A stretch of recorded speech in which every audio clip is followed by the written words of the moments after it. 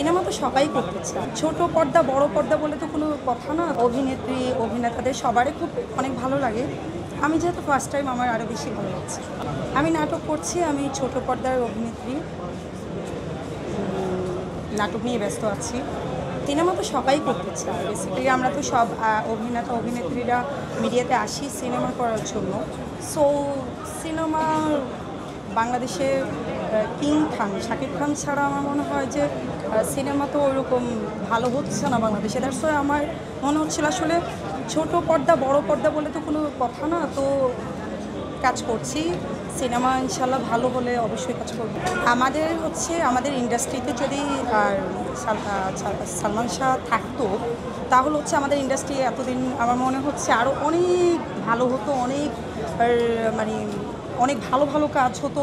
আর আমাদের তো সিনেমা নাটক অনেক দর্শক কিন্তু অনেক কমে গেছে, তাই না?